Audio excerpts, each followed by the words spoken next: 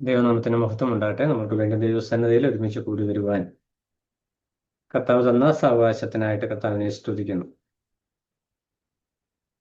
യോഹന്നാന്റെ സുവിശേഷം 3-ാം അധ്യായത്തിലേക്കാണ് ഇന്ന് നമ്മൾ നമ്മുടെ ശ്രദ്ധ തിരിക്കുന്നത്. കർത്താവിന്റെ മാറോട് ചേർന്നിരുന്ന് കർത്താവ് ആരെന്നും കർത്താവ് എന്ത് ചെയ്തു എന്നും വ്യക്തമായ ബോധ്യത്തോടെ നമുക്ക് മനസ്സിലാകുന്ന ഭാഷയിൽ ഹൃദ്യമായി കർത്താവിന്റെ നിയോഗം എന്താണ് എന്നുള്ള വിഷയം വെളിപ്പെടുത്തി യോഹന്നാൻ നമുക്ക് നൽകുമ്പോൾ അതിനകത്തെ ഓരോ പ്രതിപാദ്യങ്ങളും ഓരോ വിഷയങ്ങളും നമ്മൾ വളരെ ഗൗരവത്തോടെ കാണേണ്ടതും നമ്മുടെ പഠനത്തെ ഏറെ സഹായിക്കുന്നതുമായിരിക്കുന്ന വിഷയമാണ്.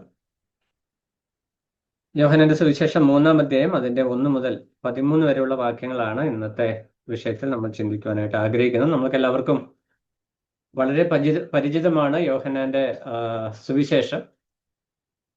അതുകൊണ്ട് തന്നെ നമ്മൾക്ക് ആ വിഷയത്തിൽ വ്യക്തമായ ഒരു ധാരണ ഓൾറെഡി ഉണ്ട്.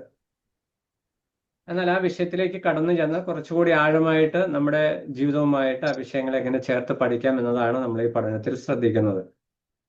3-ാം അധ്യായം 1-ാം വാക്യത്തിലേക്ക് വരുമ്പോൾ നമ്മൾ വായിക്കുന്നത്, പരീശന്മാരുടെ കൂട്ടത്തിൽ യഹൂദന്മാരുടെ ഒരു പ്രമാണിയായി നിക്കോദെമസ് എന്ന പേരുള്ള ഒരു മനുഷ്യൻ ഉണ്ടായിരുന്നു.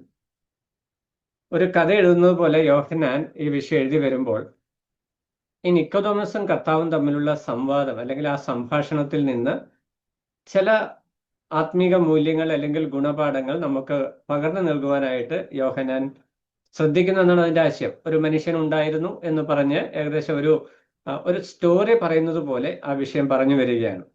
അപ്പോൾ ഈ നിക്കോദെമസും കർത്താവും തമ്മിലുള്ള സംവാദത്തിൽ അല്ലെ സംസാരത്തിൽ നിന്നും യേശുക്രിസ്തു ദൈവമാണ് എന്ന് മനസ്സിലാക്കണം. യോഹന്നാന്റെ ലക്ഷ്യം അതാണ്. നമ്മൾ ആദ്യ ക്ലാസ്സിൽ തന്നെ ചിന്തിച്ചു. 20-ാം അധ്യായത്തിൽ 31-ാം വാക്യത്തിൽ വരുമ്പോൾ യോഹന്നാൻ പറഞ്ഞു, ഞാൻ എഴുതുന്നത് യേശുക്രിസ്തു ദൈവമാണ്, ദൈവപുത്രനാണ് എന്നുള്ള സത്യം നിങ്ങൾ അറിയുവാൻ വേണ്ടിയാണ് ഞാൻ എഴുതുന്നത്. അപ്പോൾ യോഹന്നാൻ എഴുതുന്ന ഓരോ വാക്കിലും ആ ഒരു ലക്ഷ്യബോധം നമുക്ക് വ്യക്തമായിട്ട് കാണുവാനായിട്ട് സാധിക്കും.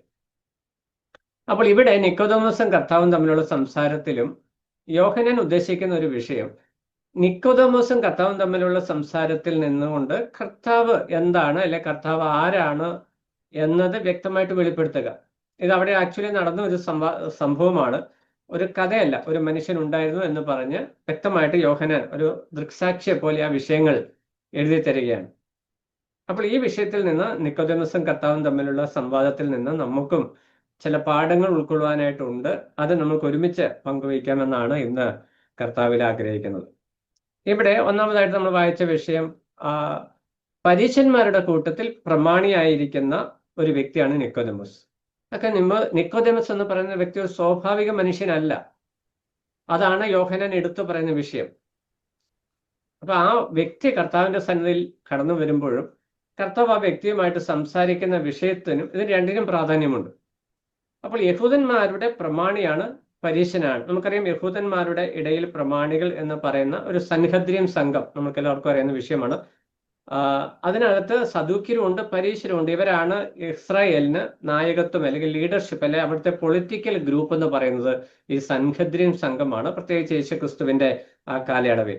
ആ സൻഹദ്രിയം സംഘത്തിലെ മെമ്പറാണ് ഈ നിക്കോദെമസ് എന്ന് നമുക്ക് കാണുവാനായിട്ട് കഴിയും. രണ്ട് കൂട്ടരുണ്ട്, സദൂക്യരും ഉണ്ട്, പരീശന്മാരും ഉണ്ട്.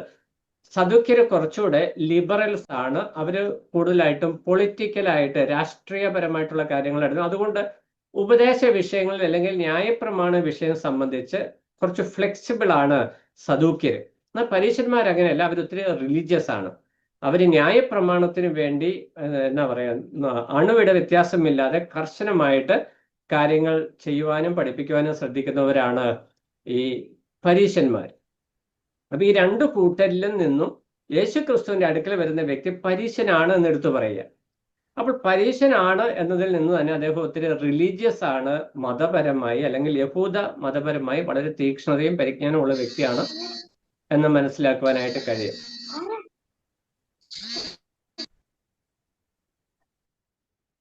അപ്പോൾ ആ ഒരു തീക്ഷ്ണതയിൽ നിന്നുകൊണ്ട് താൻ കർത്താവിനോട് സംസാരിക്കുന്നു. അവരുടെ ഒരു കാഴ്ചപ്പാട് കർത്താവിനെ കുറിച്ച് ചുരുങ്ങിയ നമുക്കറിയാം, കർത്താവ് പരസ്യമായി തന്നെ താൻ വെളിപ്പെടുത്തിയിട്ട് ചുരുങ്ങിയ നാളുകളെ ആകുന്നുള്ളൂ. അപ്പോൾ ആ ലഭ്യമായിരിക്കുന്ന വിവരങ്ങളുടെ അടിസ്ഥാനത്തിൽ അവർക്കുണ്ടായിരിക്കുന്ന ഒരു കാഴ്ചപ്പാടിനെ കർത്താവിന്റെ സന്നിധിയിൽ കൊണ്ടുവന്ന് പ്രസന്റ് ചെയ്ത് കർത്താവുമായിട്ടൊരു സംവാദം അല്ലെങ്കിൽ ഒരു ആശയവിനിമയം നടത്തുവാനായിട്ട് വളരെ കെയർഫുൾ ആയിട്ട്, വളരെ പക്വതയോടെ, എന്നാൽ അതേസമയം അത്യാവശ്യം കണ്ണിങ്നെസ്സോടുകൂടി വന്നിരിക്കുക. കാരണം താൻ സംഘത്തിലും സംഘത്തിലാണ്, പൊളിറ്റിക്കൽ ലീഡറാണ്. അപ്പം അദ്ദേഹം എടുക്കുന്ന തീരുമാനം, നിലപാടുകൾ അതിന് വളരെ പ്രാധാന്യമുണ്ട്. 7-ാം അധ്യായത്തിലേക്ക് വരുമ്പോൾ നിക്കോദെമോസ് എടുത്തേക്കുന്ന തീരുമാനവും അതിന്റെ റിസൾട്ടും ഒക്കെ നമ്മൾ അവിടെ കാണുന്നുണ്ട്. അതിലേക്ക് നമ്മൾ പിന്നാലെ വരും. അപ്പോൾ സ്വാഭാവികമായിട്ടും കാനാവിലെ കല്യാണം കഴിഞ്ഞു, വിഷയങ്ങളൊക്കെ നടന്നു. കർത്താവ് പെസഹായുടെ അന്ന് ദേവാലയത്തിൽ ഒരു ശുദ്ധീകരണമൊക്കെ നടത്തി. ഈ വിഷയങ്ങളൊക്കെ ഇവര് വളരെ ശ്രദ്ധയോടെ വീക്ഷിക്കുന്നുണ്ട്. അപ്പോൾ അങ്ങനെ വീക്ഷിച്ചതിന് ശേഷമാണ് നിക്കോദെമോസ് കർത്താവിന്റെ അടുക്കിലേക്ക് വരുന്നത് രാത്രി സമയത്താണ്. അപ്പോൾ രാത്രി വരുന്നതിന്റെ ഉദ്ദേശം, പകല് വന്നു കഴിഞ്ഞാൽ ഈ യേശുക്രിസ്തുവിന്റെ അടുക്കൽ വരുന്ന തന്റെ സംഘത്തിനും അല്ലെങ്കിൽ യഹൂദന്മാർക്ക് പൊതുവെ യേശുവിന്റെ അടുക്കിലേക്ക് നിക്കോദെമോസ് വരുമ്പോൾ യേശുക്രിസ്തുവിനെ നിക്കോദെമോസ് അംഗീകരിച്ചു എന്നൊരു ചിന്ത അവരുടെ ഉള്ളിൽ വരും. അത് ഒഴിവാക്കുക എന്നുള്ളത് നിക്കോദെമോസിന്റെ ലക്ഷ്യമാണ്. എന്നാൽ ഇവിടെ ഈ നിക്കോദെമോസും കർത്താവും തമ്മിലുള്ള സംവാദത്തിൽ നമുക്ക് ഉൾക്കൊള്ളുവാൻ മതിയായ ചില പാഠങ്ങൾ നമുക്കുണ്ട്. അല്ലെങ്കിൽ നമ്മൾ ആ വിഷയത്തെ വിശകലനം ചെയ്ത് പഠിക്കുമ്പോൾ ചില കാര്യങ്ങൾ നമുക്ക് അതിൽ നിന്ന് മനസ്സിലാക്കുവാനായിട്ട് കഴിയും. അപ്പോൾ ഈ പൊളിറ്റിക്കൽ ലീഡറായിരിക്കുന്ന നിക്കോദെമോസ് യേശുവിന്റെ അടുക്കൽ വരുന്നത് വളരെ കെയർഫുള്ളി പ്രിപ്പയർഡ് ആയിട്ടാണ് വരിക. കർത്താവ് നിക്കോദെമോസിനോട് ചോദിക്കുന്ന ഒരു ചോദ്യമുണ്ട്. 10-ാം വാക്യത്തിൽ വരുമ്പോൾ, 3:10 വരുമ്പോൾ, നീ ഇസ്രായേലിന്റെ ഉപദേഷ്ടാവായിരുന്നിട്ടും ഇത് അറിയുന്നില്ലയോ? അപ്പോൾ കർത്താവിനും അറിയാം ഇവനൊരു ഉപദേഷ്ടാവാണ്, അല്ലെങ്കിൽ പരീശനാണ്, ഉപദേഷ്ടാവാണ്. അപ്പൊ സ്വാഭാവികമായും യഹൂദ ന്യായപ്രമാണം സംബന്ധിച്ച് വ്യക്തമായ പരിജ്ഞാനമുള്ള ഒരു വ്യക്തി, പഴയ നിയമ പുസ്തകങ്ങൾ സംബന്ധിച്ച് വ്യക്തമായ ഒരു ഗ്രാഹ്യമുള്ള വ്യക്തിയാണ് ഈ നിക്കോദെമോസ്. അപ്പോൾ തിയററ്റിക്കലി അല്ലെങ്കിൽ തിയോളജിക്കലി ദൈവശാസ്ത്രപരമായിട്ട് ന്യായപ്രമാണം സംബന്ധിച്ച് വളരെ പരിജ്ഞാനമുള്ള ഒരു വ്യക്തിയും ടീച്ചറുമാണ് നിക്കോദെമോസ്. പക്ഷെ നിക്കോദെമോസിന്റെ പ്രശ്നം എന്ന് പറയുന്നത്, നിക്കോദെമോസിന് കർത്താവ് പറയുന്ന വാക്കുകൾ ഗ്രഹിക്കുവാനായിട്ട് പ്രയാസം വരുന്നു. അതാണ് ഇതിനകത്ത് പ്രധാനമായിരിക്കുന്ന ഒരു പോയിന്റ്. യോഹന്നാൻ നമുക്ക് മുമ്പിൽ ചൂണ്ടിക്കാണിക്കുന്ന പ്രധാനപ്പെട്ടതായിരിക്കുന്ന ഒരു വിഷയം. അത് നിക്കോദെമോസിനെ ഡിസ്ക്വാളിഫൈ ചെയ്ത് അയോഗ്യനാക്കി അല്ലെങ്കിൽ ഒരു പ്രശ്നക്കാരനാക്കി അല്ല യോഹന്നാൻ അവിടെ ചിത്രീകരിക്കുന്നത്. നിക്കോദെമോസ് എന്ന് പറയുന്ന വ്യക്തിയെ നമ്മുടെ മുമ്പിൽ കൊണ്ടുവന്നിട്ട് ഇന്ന് ജീവിച്ചിരിക്കുന്ന നമ്മോടുള്ള ബന്ധത്തിനും വളരെ പ്രാക്ടിക്കൽ ആയിട്ടുള്ള ഒരു ഗുണപാഠം ഈ യോഹന്നാൻ നൽകുവാനായിട്ട് ആഗ്രഹിക്കുന്നു. അല്ലെങ്കിൽ ദൈവത്തിന്റെ ആത്മാവ് ആ നിലയിൽ യോഹന്നാൻ മുഖാന്തരം നമ്മളോട് സംവാദിക്കുന്നതായിട്ട് നമുക്ക് മനസ്സിലാക്കുവാനായിട്ട് കഴിയും. ഇവിടെ ഈ ഒന്നാമത് താൻ ഇസ്രായേലിന്റെ ഉപദേഷ്ടാവാണ്. 2, സൻഹദ്രീം സംഘത്തിലെ മെമ്പറാണ്. അതുകൊണ്ട് ഇസ്രായേൽ ജനത്തിൽ അധികാരവും സ്വാധീനവും ഒക്കെ ഉള്ള ഒരു വ്യക്തിയാണ് ഈ നിക്കോദെമോസ് എന്ന് കാണുവാനായിട്ട് കഴിയും. അങ്ങനെയുള്ള ഒരു വ്യക്തി ആയതുകൊണ്ട് സ്വാഭാവികമായിട്ടും ഈ ഒരു പരിജ്ഞാനം ന്യായപ്രമാണം സംബന്ധിച്ച് തനിക്കുണ്ട്. എന്നാൽ ഈ പരിജ്ഞാനം തനിക്ക് വലിയ പ്രയോജനമില്ല എന്നാണ് കർത്താവ് ഇവിടെ ചൂണ്ടിക്കാണിക്കുന്ന ഒരു വിഷയം. എന്ന് പറഞ്ഞാൽ കുറച്ചുകൂടെ വ്യക്തമായിട്ട് നമ്മൾ പഠിക്കുമ്പോൾ, ഈ ന്യായപ്രമാണം മുഴുവൻ പഠിക്കുകയും പഠിപ്പിക്കുകയും ചെയ്തിട്ടും നിക്കോദെമോസിന്റെ പ്രശ്നം, നിക്കോദെമോസിന്റെ ഹൃദയത്തിലെ ഭാരം എന്ന് പറയുന്നത് ദൈവരാജ്യത്തിൽ എങ്ങനെ പോകാനായിട്ട് സാധിക്കും എന്നുള്ള വിഷയം. കർത്താവ് അത് ആദ്യമേ റീഡ് ചെയ്ത്, ഞാൻ പറയാം, വളരെ കെയർഫുള്ളി ആണ് നിക്കോദെമോസ് വന്ന് ചോദിക്കുന്ന ചോദ്യം. 2-ാം വാക്യം, ഞാൻ ആ വിഷയം അതൊന്ന് മനസ്സിലാക്കത്തക്ക നിലയിലാണ് ആ വിഷയം ഒന്ന് പറയാനായിട്ട് ശ്രമിക്കുന്നത്. 2-ാം വാക്യത്തിൽ വരുമ്പോൾ, അവൻ രാത്രിയിൽ അവന്റെ അടുക്കൽ വന്ന് അവനോട്, റബ്ബി, നീ ദൈവത്തിന്റെ അടുക്കൽ നിന്ന് ഉപദേഷ്ടാവായി വന്നിരിക്കുന്നു എന്ന് ഞങ്ങൾ അറിയുന്നു. അപ്പോൾ കർത്താവിനെ കുറിച്ച് നിക്കോദെമോസ് പറയുന്ന വിഷയം, നിക്കോദെമോസ് ആണ് അവിടെ വന്ന് സംസാരിക്കുന്നത്. പക്ഷെ അദ്ദേഹം പറയുന്ന വിഷയം ഞങ്ങൾ അറിയുന്നു. ഈ ഞങ്ങൾ എന്ന് പറയുന്നത് ഈ സൻഹദ്രീം സംഘമാണ് എന്ന് പറയുന്നത് പരീശന്മാരുടെ സംഘവും സദൂക്യരും ഉൾപ്പെടുന്ന ഒരു ഗ്രൂപ്പ്, അല്ലെങ്കിൽ ഇസ്രായേലിൽ ലീഡർഷിപ്പിനെ റെപ്രസെന്റ് ചെയ്തുകൊണ്ടാണ് നിക്കോദെമോസ് അവിടെ വരുന്നത്. അപ്പോൾ അവരുടെ അണ്ടർസ്റ്റാൻഡിങ് എന്ന് പറയുന്നത്, നീ ദൈവത്തിന്റെ അടുക്കൽ നിന്ന് വന്ന ഉപദേഷ്ടാവാകുന്നു. അവര് വളരെ കെയർഫുള്ളി ആണ് വാക്കുപയോഗിക്കുക. സ്വന്തം നമ്മളൊക്കെയാണ് ഇച്ചിരി അങ്ങ് പൊങ്ങിപ്പോകും, നല്ലൊരു ഉപദേഷ്ടാവാണ്, നല്ല ക്ലാസ് ആണ്, നല്ല പ്രസംഗമാണെന്നൊക്കെ പറയും, നമ്മൾ ഒരു 2 ഇഞ്ച് അങ്ങ് പൊങ്ങും. എന്നാൽ കർത്താവ് ആ വിഷയത്തെ വ്യക്തമായിട്ടൊന്ന് വിശകലനം ചെയ്തിട്ടാണ് അതിന് മറുപടി പറയുന്നത്. അപ്പം ആ മറുപടിയിൽ നിക്കോദെമോസ് എന്താണോ ഹൃദയത്തിൽ കരുതിയത് അതാണ് കർത്താവ് മറുപടിയായിട്ട് കൊടുക്കുന്നത്. എന്നിട്ട് അവിടെ നിക്കോദെമോസ് രണ്ടാമത് പറയുന്ന വിഷയം, ദൈവം തന്നോട് കൂടെ ഇല്ലെങ്കിൽ നീ ചെയ്യുന്ന ഈ അടയാളങ്ങളെ ചെയ്യുവാൻ ആർക്കും കഴിയില്ല. അപ്പൊ 2 വിഷയങ്ങളാണ് ഇവിടെ നിക്കോദെമോസ് എടുത്തു പറയുന്നത്. ഒന്ന്, നീ ദൈവത്തിന്റെ അടുക്കൽ നിന്ന് വന്ന ഉപദേഷ്ടാവാണ്. അപ്പോൾ യേശുക്രിസ്തുവിനെ നിക്കോദെമോസ് മനസ്സിലാക്കിയിരിക്കുന്ന വിഷയം ഒരു ടീച്ചർ, ഗുരു അല്ലെങ്കിൽ ഉപദേഷ്ടാവ് എന്നുള്ള നിലയിലാണ്. അതാണ് ഒന്നാമത്തെ തന്റെ ബോധ്യം. രണ്ടാമത്തെ ബോധ്യം എന്ന് പറയുന്നത്, നീ ചെയ്യുന്ന അടയാളങ്ങൾ ദൈവം നിന്നോട് കൂടെ ഇല്ലെങ്കിൽ ചെയ്യാനായിട്ട് അപ്പൊ നീ ഒരു അടയാളങ്ങളും അത്ഭുതങ്ങളും ചെയ്യുന്ന ഒരു വ്യക്തിയാണ്. ഈ രണ്ട് വിഷയങ്ങളാണ് നിക്കോദെമസിന് യേശുവിനെ കുറിച്ചുള്ള അണ്ടർസ്റ്റാൻഡിങ്. കാനാവിലെ കല്യാണം അതിനൊരു മുഖാന്തരമാണ്. യെരുശലേം ദേവാലയം ശുദ്ധീകരിച്ചപ്പോൾ ന്യായപ്രമാണപ്രകാരം നല്ലൊരു ഉപദേഷ്ടാവാണ്, ദൈവത്തിൽ ഐക്യപ്പെട്ട ശക്തിയുള്ള ഒരു ഉപദേഷ്ടാവാണ് യേശു എന്നുള്ള വിഷയവും നിക്കോദെമസിന് മനസ്സിലായി. എന്നാൽ കർത്താവ് അതിന് കൊടുക്കുന്ന മറുപടിയാണ് അതിൽ ഏറ്റവും ശ്രദ്ധേയമായ വിഷയം എന്ന് പറയുന്നത്. 3-ാം വാക്യത്തിലേക്ക് വരുമ്പോൾ യേശു അവനോട്, ആമേൻ ആമേൻ ഞാൻ നിന്നോട് പറയുന്നു, പുതുതായി ജനിച്ചില്ല എങ്കിൽ ദൈവരാജ്യം കാണുവാൻ ആർക്കും കഴിയുകയില്ല. അപ്പോൾ ഇവിടുത്തെ ഏറ്റവും ശരിയായ ഒരു റീഡിംഗ് എന്ന് പറയുന്നത്, നമ്മൾ ആ വിഷയത്തെ ഒന്ന് വിശകലനം ചെയ്ത് പഠിച്ചാൽ, യഹൂദന്മാരുടെ പ്രത്യാശ അല്ലെങ്കിൽ പരീശന്മാരുടെ പ്രത്യാശ എന്ന് പറയുന്നത് ദൈവരാജ്യത്തിന്റെ സ്ഥാപനമാണ്. പഴയ നിയമകാലം മുതലുള്ള പ്രതിഷ്ഠ കർത്താവ് തങ്ങൾക്ക് രാജ്യം സ്ഥാപിച്ചു കൊടുക്കും, ആ രാജ്യത്തിൽ നിത്യവാസം ഇസ്രായേലിന് ഉണ്ടാകും എന്നുള്ളതാണ് അവരുടെ വിശ്വാസവും പ്രതീക്ഷ അതാണ്. അപ്പോൾ ഈ ഒരു കൺസെപ്റ്റ് ഉള്ളിൽ വെച്ചുകൊണ്ടാണ് നിക്കോദെമോസ് യേശുവിന്റെ അടുക്കൽ വന്നിട്ട് രണ്ട് കാര്യങ്ങൾ, നീ നല്ലൊരു ഉപദേഷ്ടാവാണ്, നീ അത്ഭുതം പ്രവർത്തിക്കുന്നത്, അതുകൊണ്ട് ദൈവം നിന്നെ അയച്ചു എന്ന് ഞങ്ങൾക്കറിയാം. അത്രയും പറഞ്ഞപ്പോഴത്തേനും കർത്താവ് കറക്റ്റ് പോയിന്റിൽ കയറി പിടിച്ചിരിക്കുകയാണ്. എന്ന് പറഞ്ഞാൽ, നിന്റെ ന്യായപ്രമാണത്തിലുള്ള പരിജ്ഞാനവും ഇസ്രായേൽ ജനത്തിന്മേലുള്ള നിന്റെ അധികാരവും ഒരിക്കലും നിന്നെ ദൈവരാജ്യത്തിലേക്ക് നടത്തുകയില്ല. ആ ഒരു വിഷയം കർത്താവ് കൃത്യമായിട്ട് സ്പെസിഫിക് ആയിട്ട് പറയുക. അപ്പൊ ഇത് നമ്മോടുള്ള ബന്ധത്തിൽ ചിന്തിക്കാൻ പറ്റിയൊരു വിഷയമാണ്. ഇന്നും അനേകരുണ്ട്, ക്രിസ്തീയ സമൂഹത്തിൽ അനേകര് തിയോളജിക്കലി ഒത്തിരി ഡിബേറ്റ് നടത്താനും ഒത്തിരി പ്രസംഗിക്കാനും കഴിവുള്ള ഒത്തിരി ആളുകൾ ക്രിസ്തീയ കോളത്തിലുണ്ട്.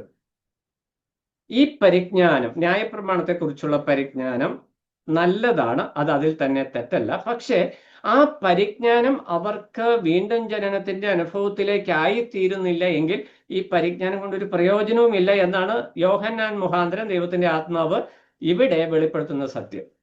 നിക്കോദെമോസ് പ്രഗത്ഭനാണ്, ഉപദേഷ്ടാവാണ്, ഇസ്രായേലിലെ ന്യായപ്രമാണം വ്യക്തമായിട്ട് പഠിപ്പിക്കുന്ന ഒരു ഉപദേഷ്ടാവാണ് ഈ നിക്കോദെമോസ്.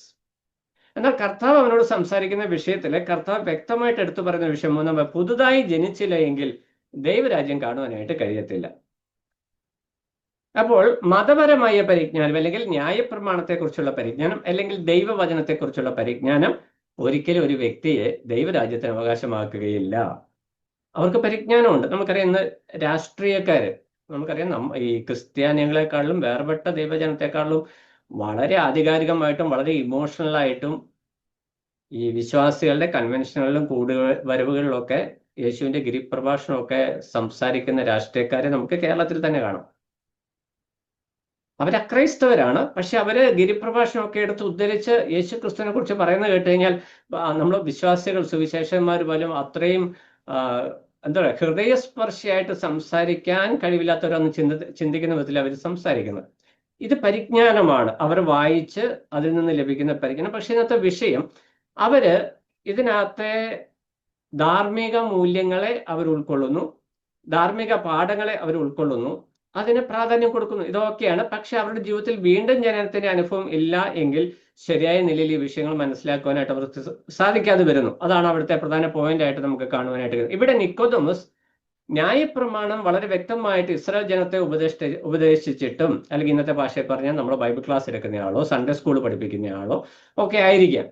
അപ്പൊ ഉപദേഷ്ടാവ് എന്ന് പറയുന്നത് സീനിയറാണ്. അദ്ദേഹം വളരെ, നമുക്കറിയാം, താഴോട്ട് പറയും ഞാൻ വൃദ്ധനാണ് എന്ന് പറയുന്നുണ്ട്. അപ്പോൾ സ്വാഭാവികമായിട്ടും സീനിയർ സിറ്റിസൺ ആണ് നിക്കോദെമോസ്. അപ്പൊ സ്വാഭാവികമായിട്ടും ഈ സൻഹദ്രിം സംഘത്തിലെ തന്നെ ഏറ്റവും മുതിർന്ന ഒരു ഉപദേഷ്ടാവായിട്ട് നിക്കോദെമോസ്, അതുകൊണ്ടാണല്ലോ റെപ്രസെന്റേറ്റീവ് ആയിട്ട് കർത്താവിന്റെ അടുക്കിലേക്ക് താൻ വരുന്നത്. ആ വ്യക്തി ഈ ന്യായപ്രമാണം പഠിച്ചിട്ട് കർത്താവിനെ കുറിച്ച് മനസ്സിലാക്കിയ വിഷയം, അവൻ ഗുരുവാണ്, ടീച്ചറാണ്, അല്ലെങ്കിൽ അങ്ങേറ്റം പോയാൽ ഒരു പ്രവാചകനാണ് എന്നുള്ള നിലയിൽ മാത്രമാണ് നിക്കോദെമോസിന് യേശുവിനെ കാണുവാനായിട്ട് അല്ലെങ്കിൽ മനസ്സിലാക്കുവാനായിട്ട് കഴിഞ്ഞു. അതാണ് അദ്ദേഹത്തിന്റെ ഒരു അണ്ടർസ്റ്റാൻഡിങ്. രണ്ടാമതായിട്ട്, അത്ഭുതങ്ങൾ ചെയ്യുവാൻ തക്കവണ്ണം വ്യാപാര ശക്തിയുള്ള ഒരു വ്യക്തിയാണ് ഈ നിക്കോദെമോസ് എന്ന് തനിക്ക് മനസ്സിലായി. യേശു എന്നുള്ള കാര്യം നിക്കോദെമോസിന് മനസ്സിലായി. അപ്പൊ ഇതാണ് ഈ അണ്ടർസ്റ്റാൻഡിങ് തമ്മിലുള്ള വ്യത്യാസം. എന്നാൽ ഈ യേശുവിന്റെ അടുക്കൽ വന്നു കഴിഞ്ഞപ്പോൾ യേശു കർത്താവ് അവന്റെ ഹൃദയത്തിലെ അണ്ടർസ്റ്റാൻഡിങ്ങിനെ വ്യക്തമായി മനസ്സിലാക്കി. അതായത് ഒരു ഗുരുവാണ്, ഒരു അത്ഭുതം പ്രവർത്തിക്കുന്ന വ്യക്തിയാണ്, അല്ലെങ്കിൽ ഒരു പ്രവാചകനാണ് എന്നുള്ള നിലയിലുപരി ഒരു പ്രത്യേക സന്ദേശം നിക്കോദെമോസിന്റെ ഹൃദയത്തിലേക്ക് പകരുവാനായിട്ട് അവിടെ ശ്രദ്ധിക്കുക. അവിടെ കർത്താവ് ആദ്യം പറയാതെ പറഞ്ഞു പോയൊരു വിഷയം, നീ ഇസ്രായേലിന്റെ ഉപദേഷ്ടാവാണ്, ന്യായപ്രമാണം നീ പഠിക്കുന്നുണ്ട്, നിനക്ക് കൃത്യമായിട്ട് അത് അറിയാം, നീ അതിനുവേണ്ടി വില കൊടുക്കുന്നുണ്ട്. കാരണം പരീശന്മാര് ന്യായപ്രമാണം ഈ കടുകുമണിയിൽ പോലും പതാരം കൊടുക്കുവാനായിട്ട്, ചീരയിൽ പോലും പതാരം ദശാംശം കൊടുക്കുവാനായിട്ട് ശ്രദ്ധിക്കുന്നവരാ. അണുവിട വ്യത്യാസം വരുത്താത്ത ആളുകളാണ് ഈ പരീശന്മാര്. അപ്പോൾ അത്രയും ത്യാഗം, കമ്മിറ്റ്മെന്റ് ന്യായപ്രമാണത്തോടുണ്ടെങ്കിലും ന്യായപ്രമാണത്തിന്റെ ശരിയായ ആ സന്ദേശം, അല്ലെങ്കിൽ അതിന്റെ ഉള്ളിലുള്ള ആ സന്ദേശം ശരിയായ നിലയിൽ നിക്കോദെമസിന് ഉൾക്കൊള്ളുവാനായിട്ട് കഴിഞ്ഞിട്ടില്ല.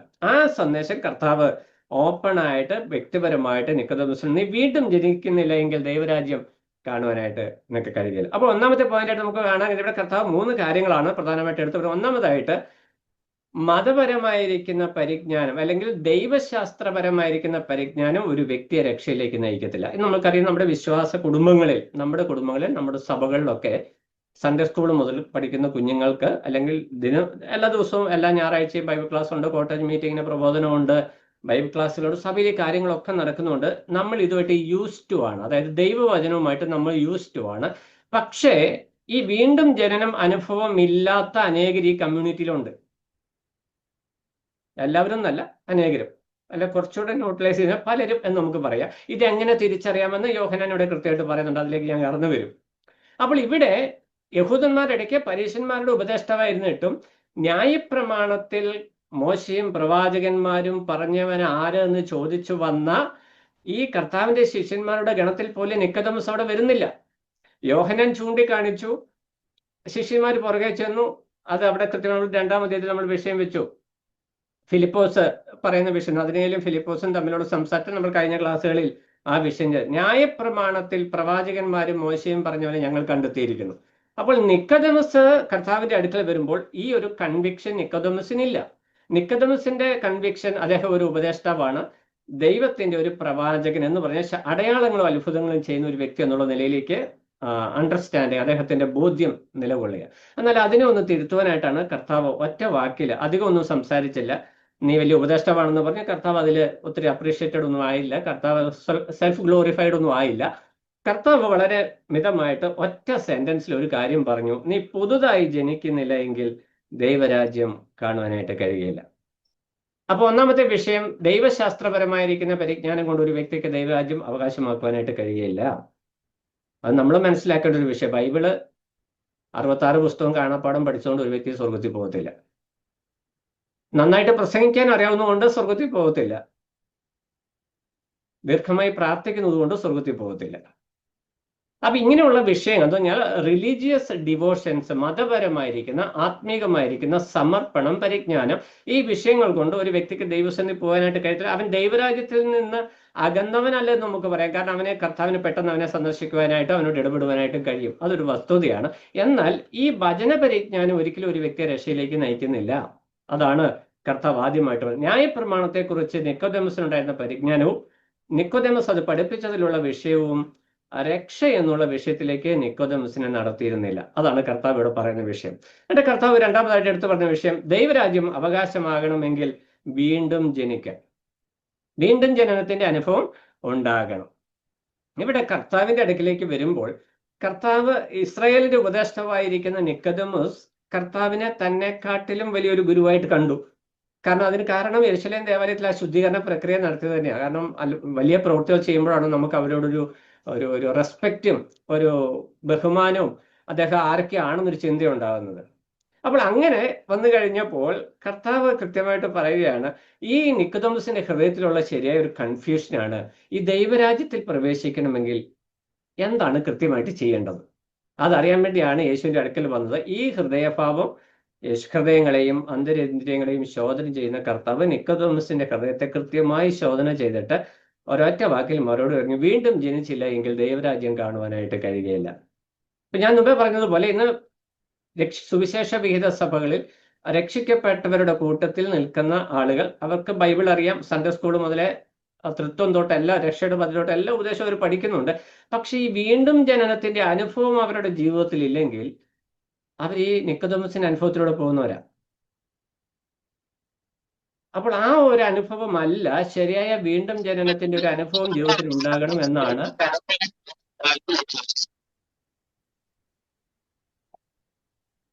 വീണ്ടും ജനനത്തിന്റെ അനുഭവം ഉണ്ടാകണമെന്നാണ് ഇവിടെ ദൈവത്തിന്റെ ആത്മാവ് പ്രത്യേകമായിട്ട് ഓർപ്പിക്കുന്നത്.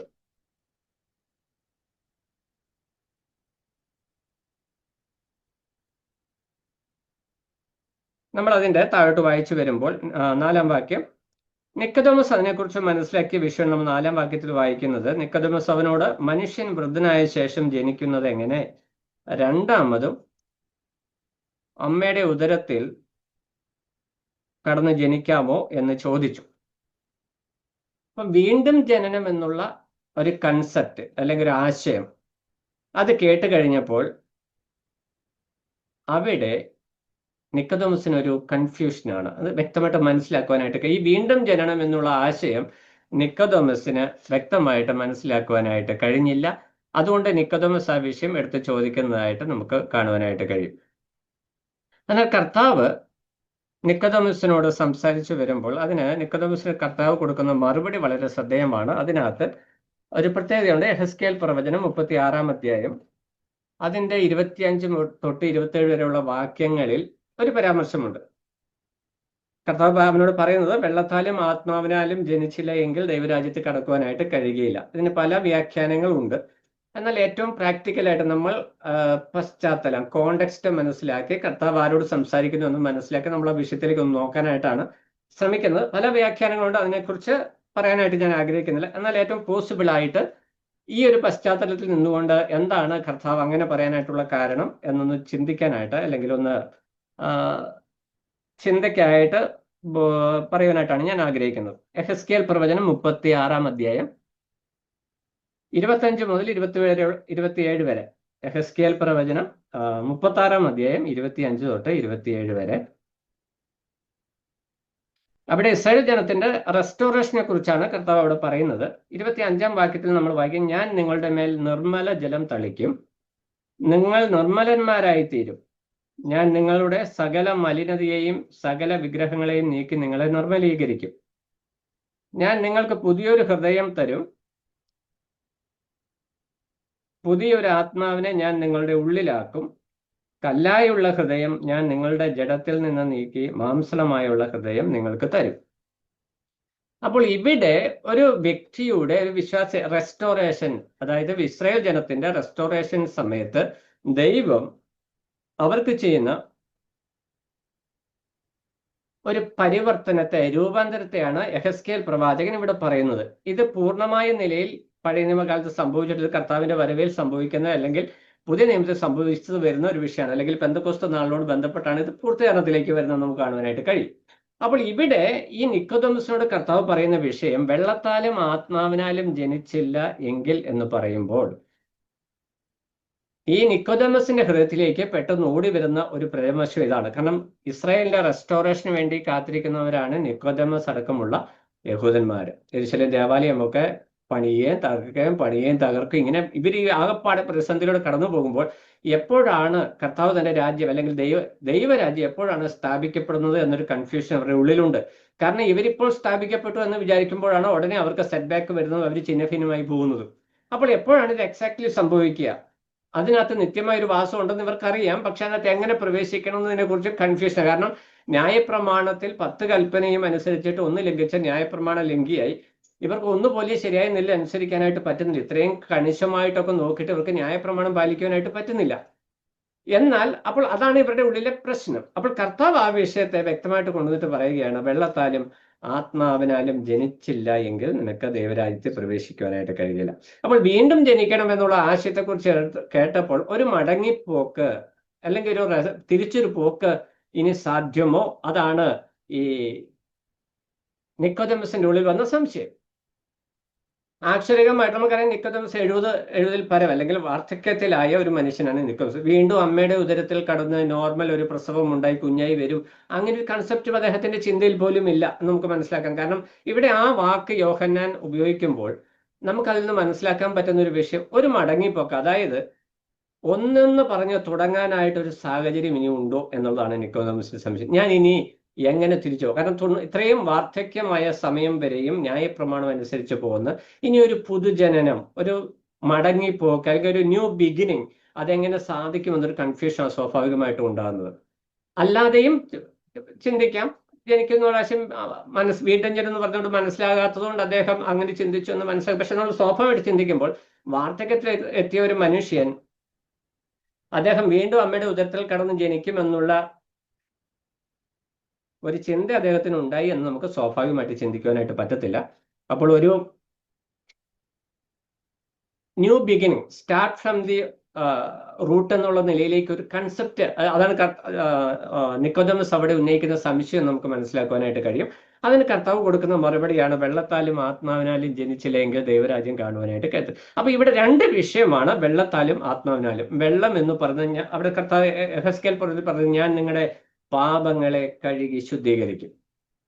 അപ്പോൾ ഇവിടെ കർത്താവ് പറഞ്ഞു വരുന്ന വിഷയം പാപത്തിൽ നിന്നൊരു ശുദ്ധീകരണവും പരിശുദ്ധാത്മാവിന്റെ അധിവാസത്താലുമാണ് ഈ വീണ്ടും ജനനം സാധ്യമാകുന്നത്. അത് അത്രയും വിശദീകരിച്ച് പറയാതെ കർത്താവ് ഒറ്റ വാക്കിലോ പറഞ്ഞു വെള്ളത്താലും ആത്മാവിനാലും ജനിക്കണം. യെഹെസ്കേൽ പ്രവാചകൻ പറഞ്ഞ വാക്കുമായിട്ട് നിക്കോദെമസ് ആ വിഷയത്തിൽ ലിങ്ക് ചെയ്യുമ്പോൾ ഈ കഴുകൽ എന്ന് പറയുന്നത് പാപക്ഷമ അല്ലെ പാപത്തിൽ നിന്നുള്ള ശുദ്ധീകരണം എന്നുള്ള വിഷയമാണെന്ന് നിക്കോദെമസിന് സ്വാഭാവികമായിട്ട് മനസ്സിലാക്കുവാനായിട്ട് കഴിയും. അങ്ങനെ നിക്കോദെമസ് മനസ്സിലാക്കണമെന്ന് തന്നെ കർത്താവ് ചിന്തിച്ചു എന്ന് നമുക്ക് മനസ്സിലാക്കാൻ കാരണം, ന്യായപ്രമാണത്തിന്റെ ഉപദേഷ്ടാവായിരിക്കുന്ന നിക്കോദെമസ് സ്വാഭാവികമായിട്ടും യെഹെസ്കേൽ പ്രവചനവും അതുപോലെ തന്നെ യോവേൽ പ്രവചനത്തിൽ പരിശുദ്ധാത്മാവ് വരുമ്പോൾ സംഭവിക്കുന്ന വിഷയങ്ങളെക്കുറിച്ചുള്ള പ്രവചനം വ്യക്തമായി മനസ്സിലാക്കിയിട്ടുണ്ട്. അതുകൊണ്ട് ഈ വിഷയങ്ങളെ അവർക്ക് കമ്മ്യൂണിക്കേറ്റ് ചെയ്യുവാൻ, അല്ലെങ്കിൽ കർത്താവ് എന്താശയമാണോ പകരുവാനായിട്ട് ശ്രദ്ധിച്ചത് അത് അവർക്ക് ഉൾക്കൊള്ളുവാനായിട്ട് കഴിയും എന്ന് നമുക്ക് മനസ്സിലാക്കുവാനായിട്ട് കഴിയും. അപ്പോൾ ഞാൻ ആദ്യം ഓർപ്പിച്ചതുപോലെ ദൈവശാസ്ത്രപരമായിട്ടുള്ള അറിവ് ഒരു വ്യക്തിക്ക് രക്ഷയിലേക്ക് നയിക്കുന്നില്ല, അല്ലെങ്കിൽ അതുകൊണ്ട് അദ്ദേഹം രക്ഷിക്കപ്പെടുന്നില്ല.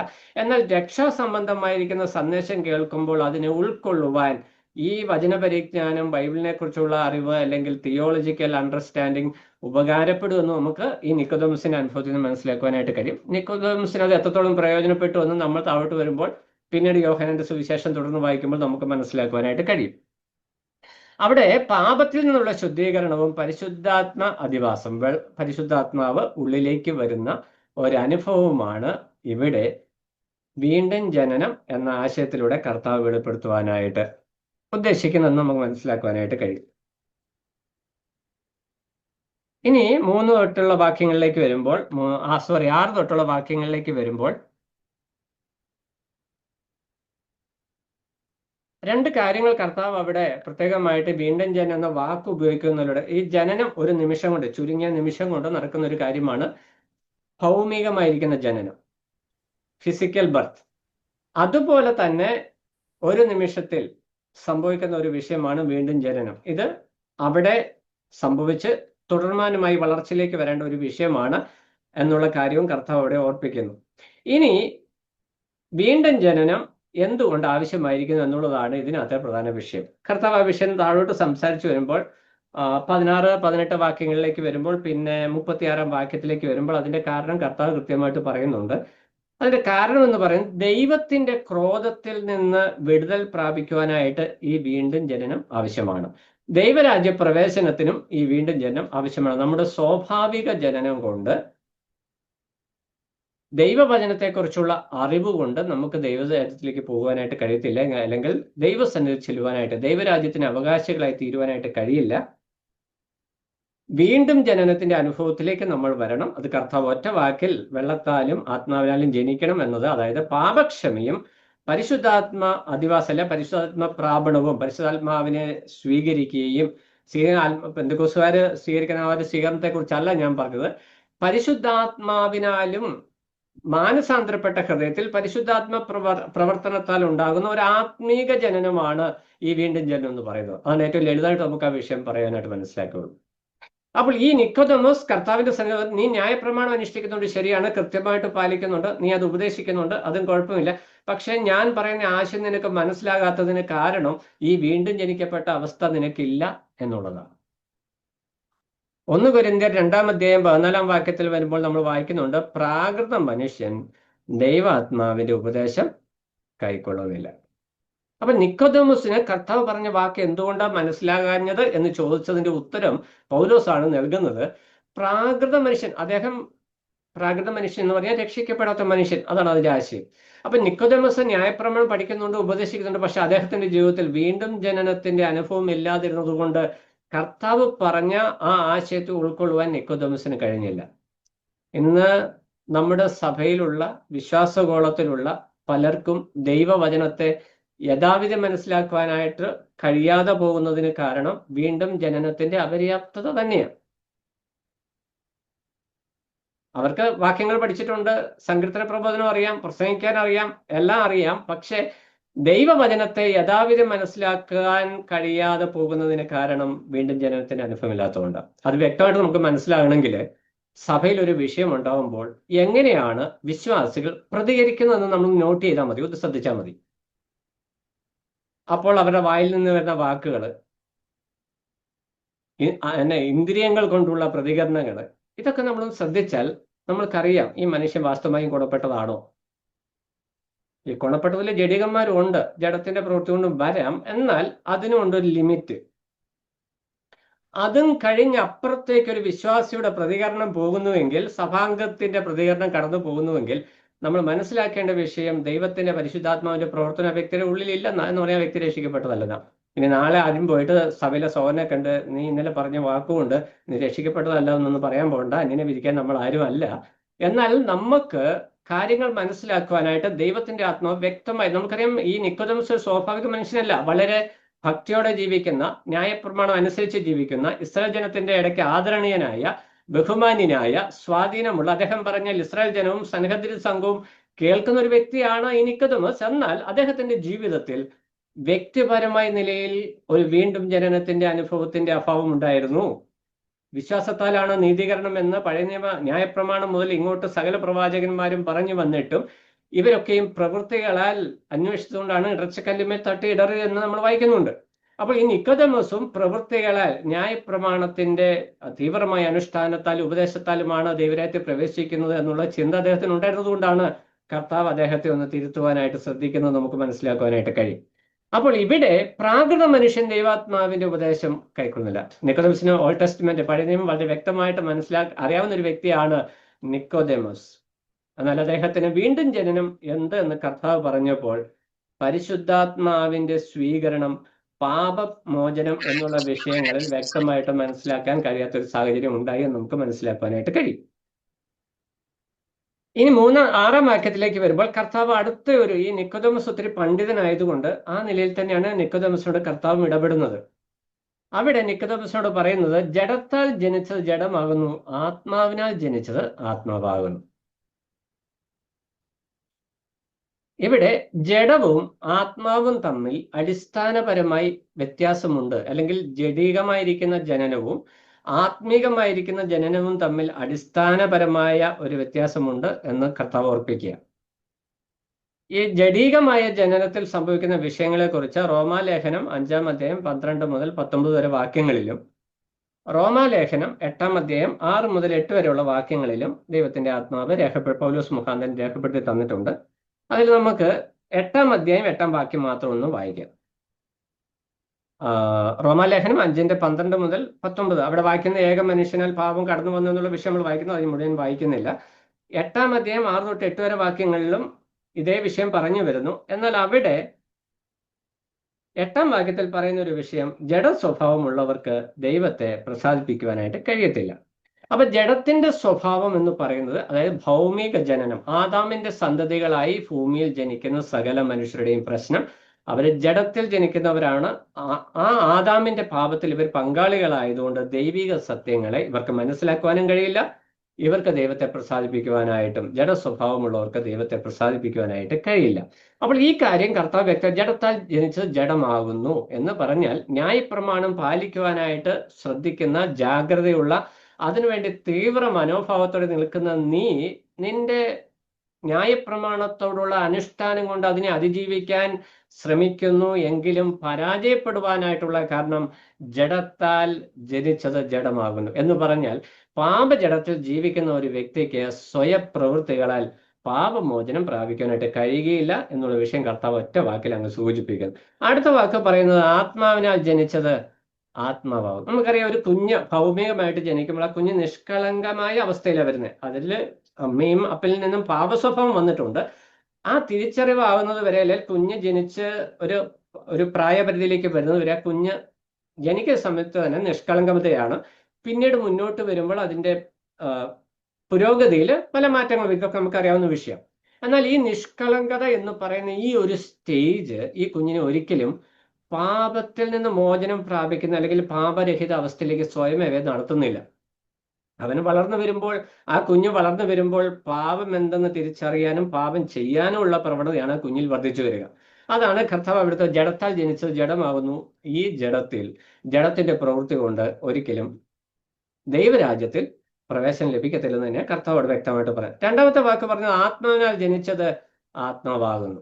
അപ്പൊ ദൈവത്തിൽ നിന്ന് ജനിക്കുന്ന ഒരു അനുഭവത്തിലേക്ക് വരുന്നതിനെയാണ് ആത്മീയ ജനനം എന്ന് കർത്താവ് എടുത്തു പറയുന്നത്. യോഹന്നാന്റെ സുവിശേഷം 1:12 നമ്മൾ ആ വിഷയം വായിക്കുന്നുണ്ട്. 12-13 നമുക്കറിയാവുന്ന വിഷയം, അത് വായിക്കുന്നില്ല. 6-ാം അധ്യായം 63-ാം വാക്യം ഒന്ന് വായിക്കാം. യോഹന്നാന്റെ സുവിശേഷം 6-ാം അധ്യായം 63-ാം വാക്യം. അവിടെ ഈ വാക്യം നമുക്കറിയാവുന്നതാണ്.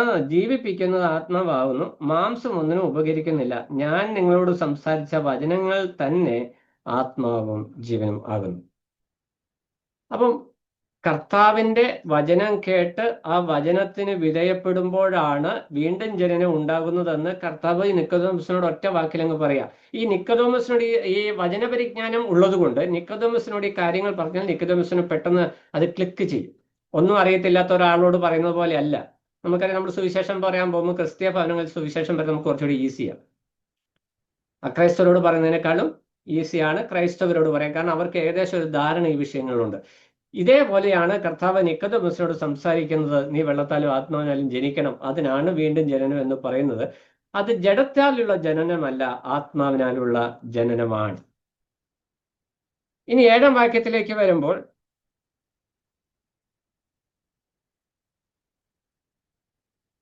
നമ്മൾ അതിൻ്റെ 6 തൊട്ടുള്ള വാക്യങ്ങളിൽ കാണുന്ന വീണ്ടും ജനനത്തിന്റെ ആവശ്യകത എന്താണെന്നാണ്. അതിനകത്ത് ഒന്നാമത്തെ വിഷയം, ആത്മീക സത്യങ്ങൾ മനസ്സിലാക്കുവാൻ നമുക്ക് വീണ്ടും ജനനം ആവശ്യമാണ്. ആ വിഷയം ഞാൻ ആദ്യമായിട്ട് വിശദീകരിച്ച് പറഞ്ഞത്, ഈ തിയോളജിക്കൽ അണ്ടർസ്റ്റാൻഡിങ് ഉള്ളത് കൊണ്ട് ഒരു വ്യക്തി രക്ഷിക്കപ്പെടത്തില്ല.